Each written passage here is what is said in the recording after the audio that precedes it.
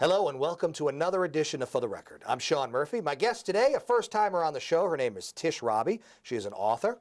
I want to say opera singer, but we'll get into that in a little while. Also, the advisory board member for Reach Out and Read Connecticut. We've had those fine folks on the show before. So, Tish, welcome to the show. Thank you. Delighted to be here. I see a lot of books. A lot of books are in front of us. Yes. You're an author.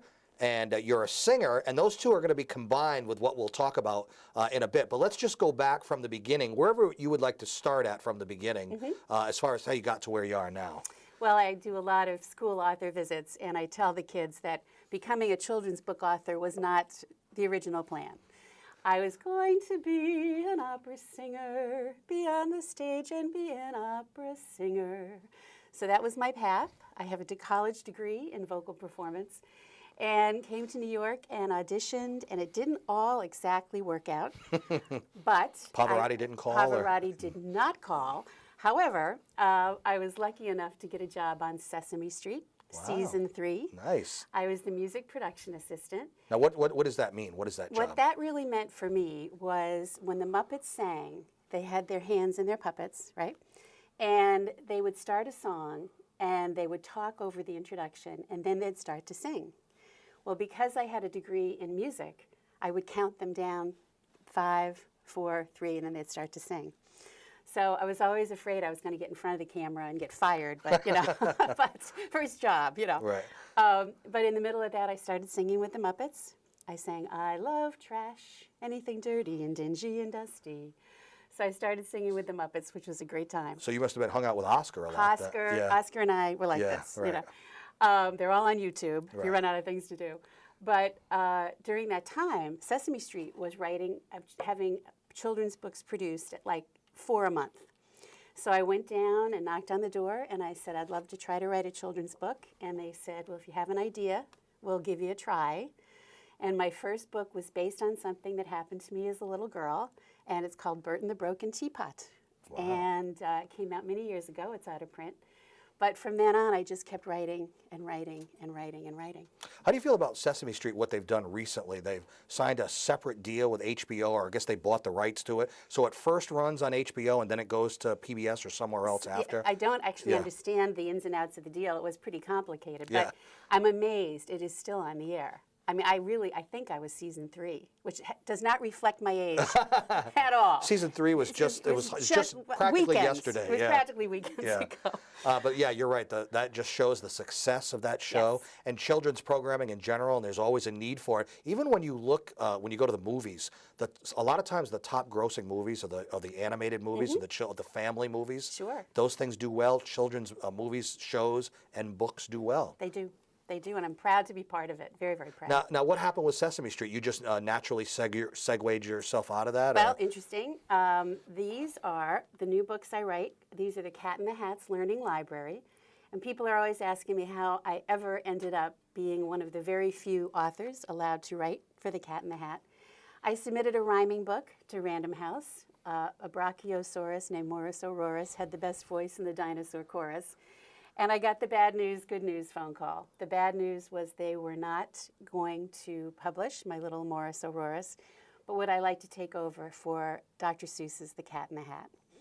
Dr. Seuss died in 1991, and they asked me to start in 1995. And I had a 2-book deal, and I've written something like 51 Cat in the Hat books. So that could have that was a better deal for you. It seemed like, as far as notoriety goes, right? My dinosaur, who even remembers who he is? They come, they go, right? So I just kept writing and writing and writing, and I have written, as you said, over 160.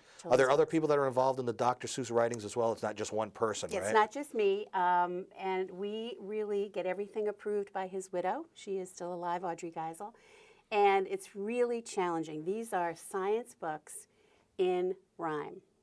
When birds want to go on a winter vacation, they all take a trip and they call it migration. So you're sneaking in learning to the kids without them knowing about it, right? Yeah. Sneaking in the learning. Sneaking in the learning. And they're doing really, really well. So let me ask you how, because you're in it now, your thoughts on the ways that people go about publishing these days and how so many people can self-publish. Things are different now than they were, way back when people would, the regular way to write books and publish them that way. Do you have any thoughts on that? I do. And the thing about self-publishing I think is important is that it really is necessary to have an editor. One of the things about a book like this, there's myself, the illustrator, and an editor in New York who works so hard to make sure everything's perfect. Even a children's book. Even a if children's book that rhymes, you need an editor. They have to, go over it with a fine-tooth comb, right? Yeah. They do. And what happens if you don't, you tend to ramble. Everybody wants to get every thought they ever had down on a printed page. But you really need an outside view to say, just cut this, make this shorter. Well, I was going to ask you, when you're writing children's books, is it the same process where you go through a rough draft, maybe a few drafts before you get to where you think it's perfection? These are very, very hard because we have to do the research. They have to rhyme, and they have to have that Dr. Seuss rhythm. Da da da ba ba ba on the 15th of Newell, Horton the elephant sat in the pool. They all have that same rhythm. A book like this, which this just came out, my latest, is a little bit simpler. There's not as many rhymes, so it's not quite as difficult. So tell me why the opera, the singer, how come that didn't take off for you? Didn't quite take off for me. Because I've heard your voice, by the way, and it's beautiful, but you'll get to hear it in just a little bit. Thank you. Yeah. I was singing at a school about 3 weeks ago, and this little girl raises her hand, and I called on her. She goes, I don't know why you couldn't make it as a singer. Yeah. I just think, back in the day, the competition and the auditioning was just a little too much for me. But I was happy to find a second career. Well, you know how they say, you say, you need an editor if you're going to self-publish? Well, you needed a producer. They could have produced you. You'd have had hit records there you out, go. Or CDs or online, or something. whatever. Yeah, nowadays. It's not too late, though. No, it is this not. could still happen. Absolutely. American Idol? Yeah. Last season. So I want to fast forward a little bit to the point where you, obviously you got into this, and it seemed to make perfect sense that you would get involved with Reach Out and Read. So talk about that a little bit. What is that, first of all? Yes. Reach Out and Read is a national nonprofit organization that gives free books to low-income children. And the thing that sets them apart, there are other organizations that do that, but the thing that sets our group apart is they are given out by pediatricians at the well child visits. So these families get these books from a doctor who they revere and appreciate. And these doctors, the most passionate people I've ever met, believe that teaching a child how to read is as important as good food and exercise. And they are committed to making sure every child gets a book. Often for these children, it is not only the only children's book in the house, it is the only book. So it's hugely, hugely important. And this little book I can talk about here. Sure. This little book, I was approached by Reach Out and Read because they were giving these books to caregivers who were struggling with reading themselves. And what they were looking for is a very, very simple board book. I also had been trying for years to see if I could create a book with the little questions. Studies have shown that kids learn how to read faster if they are engaged with the book. They're not just sitting on your lap, not, right. Involved. Participating instead of simply listening or hearing. Exactly. Right.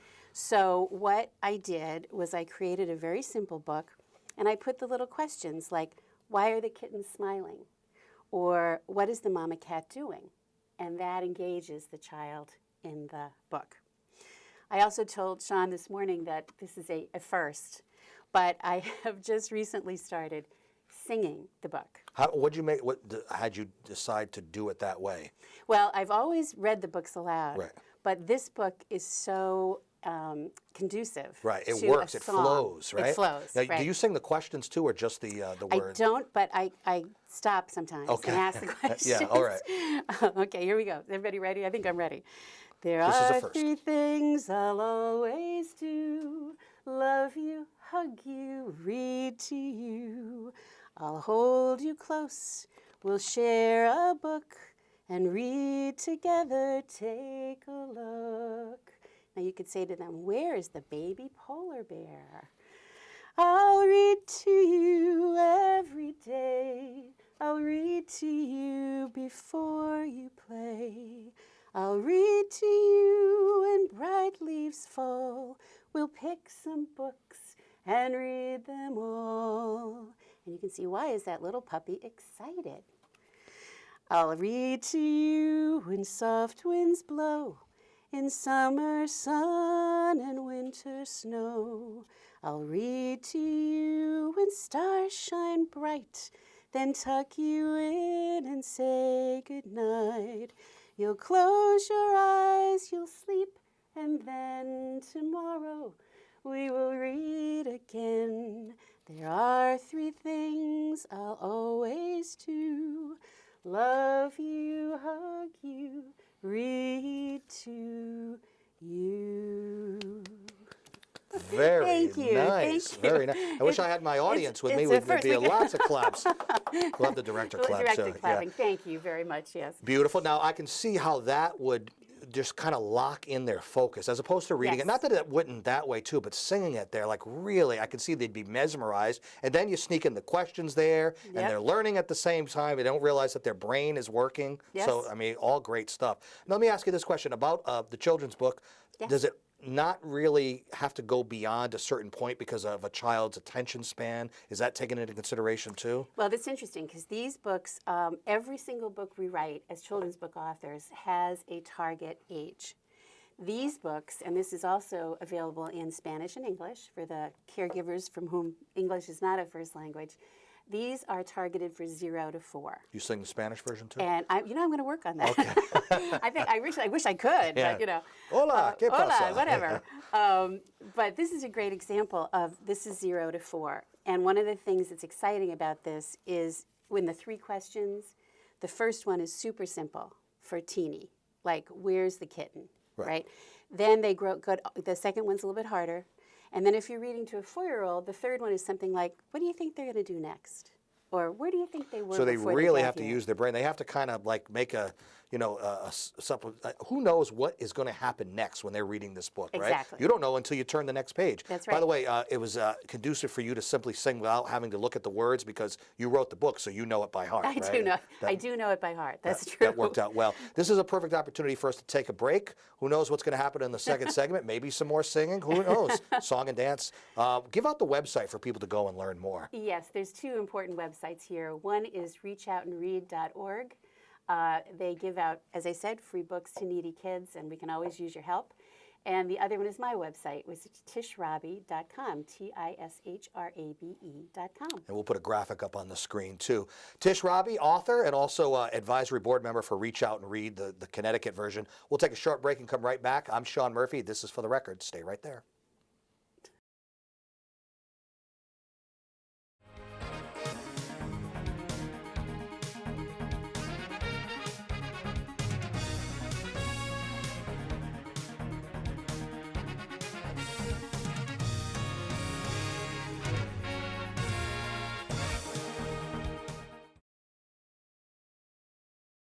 Welcome back to For the Record. I'm Sean Murphy. My guest today, a very accomplished singer, opera singer. Well, she would like to be. Who knows what can happen? Who knows? It's never Tish too late. Rabe is an author, and she is an advisory board member for Reach Out and Read, the Connecticut version. When we talk about reading, and I asked this to the folks from Reach Out and Read when they were on the show, reading itself is important. But we live in a world now. I'm going to tell this story again. I'm sorry, but my director's bored with it. Someone gave a child to a book one time. This is where we are in the world. And the child took the book and tried to swipe it with her finger because, wow. because she's more used to an iPad than she is to a book. Isn't that unbelievable? That is amazing. What are your thoughts? You seem like you're a traditionalist. You write books. Yes. How do you feel about other forms, reading on technology, whether it be their phone, their laptop, their iPad, whatever? Your thoughts? My thoughts, there are definitely opportunities for that kind of thing. There are going to be times when handing your child this little video on a little handheld device to just, get them through your car trip is totally fine. Yeah, that's for babysitting. That's for babysitting. But all the classrooms have them in a laptop or a tablet these days. Right. you I know? mean, we like to say in the children's author world is that the experience of sitting next to your little one, all snuggled up against you with the book and the big pages, is really a whole different experience, and it really is. Not only for your child, but for you. There's a bonding thing that goes Yes. along with that, right? Because if your little child is reading something on an iPad, this is leaving you out of the equation completely. Right. And the idea here is that the importance of reading to your children is lifelong.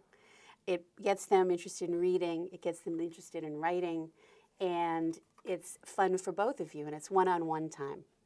And that, I think, is the key for those of us who still believe in sitting down and putting your child on your lap and reading a book. Traditional way. Yep. The other side is an iPad can have a whole library on it, you know, so you get to choose what you want. Maybe print it out and read it that way. I don't know. I'm just thinking of different ideas. Right. You know, this whole thing, the Reach Out and Read, it's about low income and underprivileged children. So let's talk a little bit. I want to get into that a little bit more about, you know, what you would.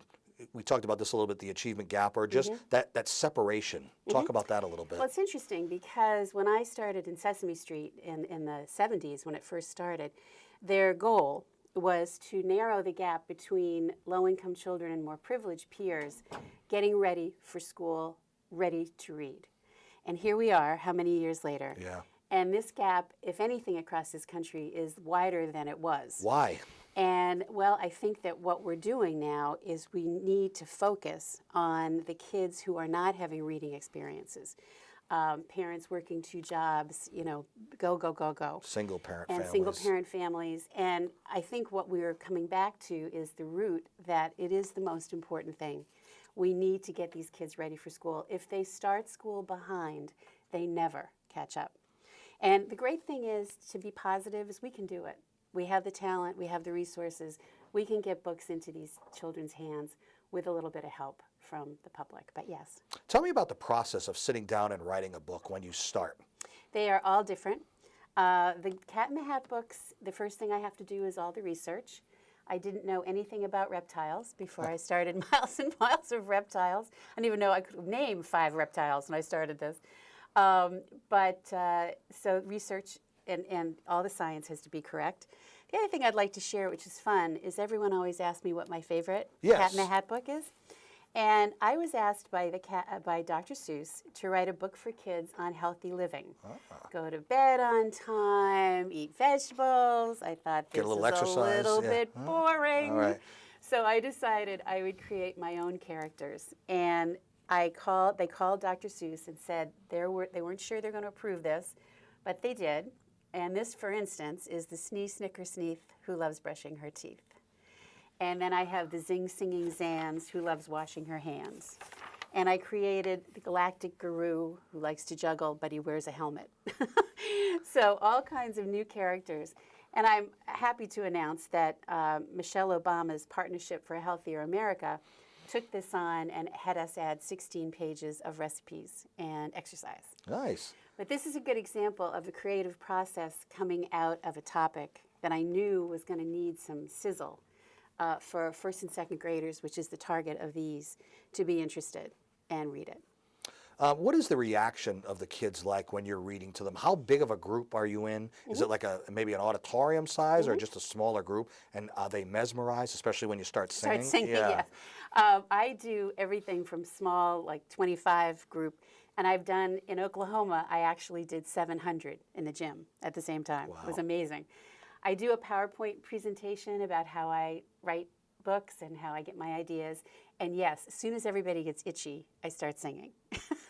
So if you see them kind of like wiggling in there. I'm starting to lose it. I just started, there are just one moon. And then I sing the Elmo lullaby. Pull them right back in, don't you? Back in. I have written over 250 children's songs for Sesame and Disney.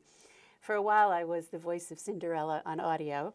Every beautiful princess you happen to see is learning the alphabet from A to Z.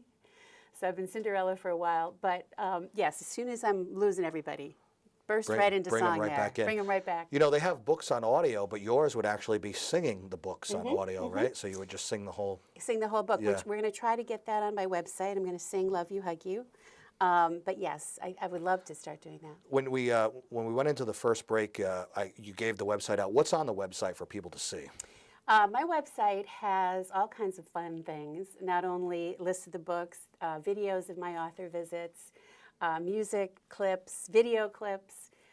You know, we're all over the place, and it's very, very fun. And obviously, you can also buy a book. if How about you're so social media? inclined. Are you on social media? I'm on Facebook. Okay. Yep. And that's a lot of fun. And I post a poem every week, Oh. brand new little poem. See, the thing about that is, as opposed to a website, which can be more static, you can get instant reaction. You know, people can Yes. comment and like and everything. And I like, think. yes, Yeah, right. Yeah. Tag. Yeah. I'm not even sure what that means. Well, that but- just means your name will be on somebody else's Facebook page because they want to share your work. Sharing your work, especially with what you do, that's probably important Yeah, too. I think that's really fun. Yes. Are you strictly children's books? I am. I started out years ago writing some romance novels back when it was the heyday. Are those out of print too? They're Yeah. totally, yeah, you're never going to find those. But yes, no, I've been writing children's books. I think my first one came out in '82. So for a while. You know what? An ultimate goal would be if one of your books got adopted as some kind of a screen thing. You know, whether it's a movie or something on TV or why not? Right. Right. You know. Right. I have a little bunny character called the I Believe Bunny. You'll see him on my website, and we're trying to see if he could become a little interstitial or a little piece on TV. And I know there's a lot of things that are going on behind the scenes that you can't mention, but there's a lot of things that are in the works, which is exciting. What's next for you, book-wise or anything else-wise? Book-wise or anything else-wise. I actually have 6 books coming out this year, I am proud to announce. One funny thing is that I had never really written my own golden book. Golden books are those classic, pokey little puppy. Yeah. So I went to the Golden Book people at Random House, and I just became a grandmother. And I said, "Is there?" Congratulations. Thank you. And they said, "Is there?" I said, "Is there an I Love You Grandma book?" And they looked right at me and said, "No." So in July, I Love You Grandma, first Golden Book for me, comes out, which I'm very excited about. And my new Dr. Seuss book comes out, which is High Low, Where Did They Go? All about animal camouflage. Nice. See? Now, there's no such thing as a conflict of interest. You can do Dr. Seuss books and do Golden books. Nobody, you're not locked into one company, right? No, I have actually, over the years, I think I have written for just about everybody. Houghton Mifflin, Harper, Simon and But everybody knows you then. So, Yes. So when you go and present an idea, you don't have to get through that getting them to take me serious part because of your background and everything that you've done. Right. I don't know that the Golden Book people would have said, "Sure, I love you, Grandma, I love it," if it hadn't been, coming from Well, me. you told them about Sesame Street and all the Yes. other and all the books you had already written too. So now, when you think about writing a book, you think about somebody locking themselves away up in the countryside, and however long it takes, and the publisher is on the phone. When's it going to be ready? When's it going to be ready? How does that process work for you? How long does it take? What is the process like? The process for me is absolutely deadline driven. I always move my deadline up. So if they say to me, "Could you have a draft of this one April 1st?" I will put down in my book, mid, February, because you have to have time for, and I'm not kidding, writer's block. I was going to ask you that. Do you get writer's block? Yes. You do. There are days I get up, and I can't write this stuff to save my life. Is that right? Then Even there if you are days, planned on it, you get up. I'm going to write today. Today. Oh, I can't write today. I hear those authors. I don't know who, but they get up at 10 and write to 1 every day. I'm like, really? Who can do that? Yeah, you just turn it on like a switch. A switch. And then there are times when it just comes. I was going to meet a girlfriend for lunch, and I had to write a book about crabs called A Very Crabby Christmas for Cat in the Hat, Dr. Seuss. And all they told me was 10 crabs go on a line to the ocean at Christmas. That's all the science I had. And I'm driving to meet my girlfriend, and suddenly I thought, wow, you've got 10 crabs in a line. What would happen if you lost crab 9? And I pulled into this parking lot. See, it's just coming. And to I you. wrote the whole thing. She gets lost, they find her, whatever. So, and at the end, she sings in a glittering gown made of kelp, and I decided that crab 9 was me. Yeah. So Great. it made it so easy. Does what's going on in your life affect your ability to write, or maybe how a story will end up? I mean, because you're a human being, just like everybody, right? Well, I'll tell you honestly, I think that I tell everybody you do not have to have kids to write children's books. Dr. Seuss did not have any. That being said, I think the fact that I'm a mom, I wrote a book called Oh Baby, the Places You'll Go to Be Read in Utero. And it's all about... Is that a children's book? It's a children's Okay. book. You're supposed to read to the baby before it's born. Okay. And at the end of the last page, I said, it's a scrumptious world and it's ready to meet you. And as for myself, well, I can't wait to greet you. And I don't think I could have written that if I had not had my children. Good point. So I do think your life experiences definitely come through. What I tell people, you don't have to have children to write children's books. It does help to remember your childhood. How did it feel that first sleepover? How did it feel the first time you went on a long vacation without, your sibling because he was someplace else? Whatever it is, that can help a lot. Let's give out the websites, the important websites, one more time for people to go. Yes, the really important thing for us is to try to get in touch with Reach Out and Read, reachoutandread.org. And my website is tishrabe.com. And again, it takes pennies, and to help a kid get a free book, we really could use your help and support. So thank you. It was a pleasure meeting you today and hearing your lovely voice today. Thank you. Reading and singing. And I hope you'll come back. I would love to. I know you've got a lot of other books in the works, so come back. We'll talk about a whole new batch of books. There will be a whole new batch. There yes. you go. Tish Rabe, author, singer, and also an advisory board member for Reach Out and Read. Thank you very much for being on the show. By the way, you can see this show and many others on our YouTube site. Till next time, I'm Sean Murphy. This is For the Record. Take care.